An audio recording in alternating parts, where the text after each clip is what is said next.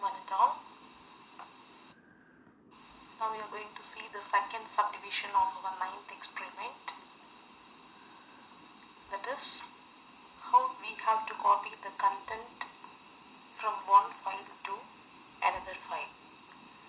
See, in the previous program, what we have done is the content which is available in one file will be converted as an uppercase and returned to the another file. Here we are copying the same content from one file to another file. Here we are using the same process. We are starting the program, and we have to open both the files. That is, the content from where we have to copy and where we have to write that content, and initializing a pointer variable and checking whether the existing file is equal to null. If it is of null, the file cannot be opened. If the condition is false, it will proceed on. In this program, we have declared a header files, and I have declared standard library function and then main function, which proceeded with open curly brace, and then the file keyword have been declared here, which contains an address of the first file and the address of the second file. And here I am using the data type called character, which represents the variable name. That is 100 has been specified here, and one more variable of C. And then I have written as printf enter the file name to open for reading. In the previous program, what we did is we have given both the input file as well as the output files directly inside the program. But here we are requesting the user to give the file name to open for reading. And the scanf statement will help us to get the set of characters, that is the file name from the user, and that will be stored to the location variable called file name. And here fptr is equal to fopen file name, comma, then double quotation R. Here I am opening that is, see, if I specify the file name, I have to give an extension of that particular file. Here I have received the file name, and that file name has been stored to the location called file name.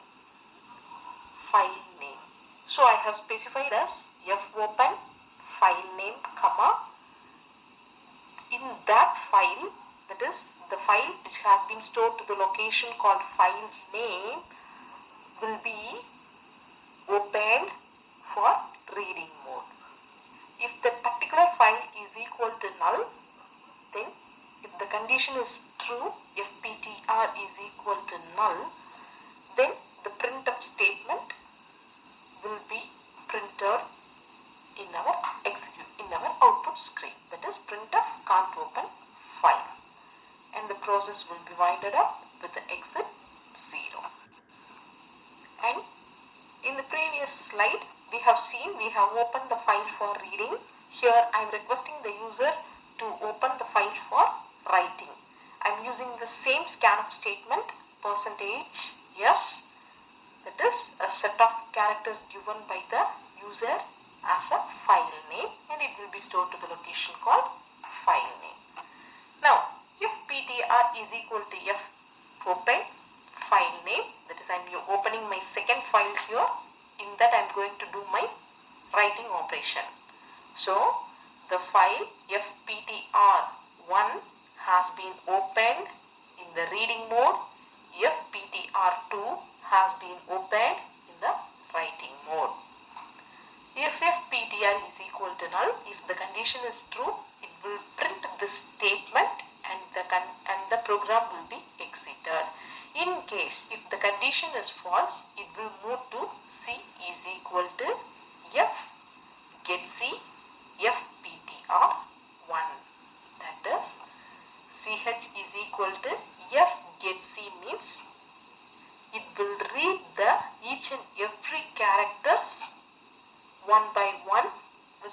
available in FPTR1 and stored to the location called C. While reading the first character, if it is not equal to end of file means, then that character will be inserted into FPTR2. And then C is equal to F get C FPTR1. Again, I am reading my second character which is available in FPTR2. If it is not equal to the end of the file, that character will be inserted into FPTR2. And then moving on with the next character to read. So the process will be repeated again and again till it is becoming C is now equal to end of file.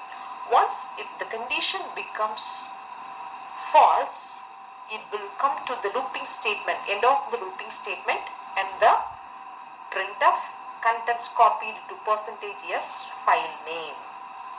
The content which has been copied to the output file will be displayed here. After completing our task, that is copying the content from FPTR1 to FPTR2 has been completed. So we are closing both the files here and terminating the program in this part.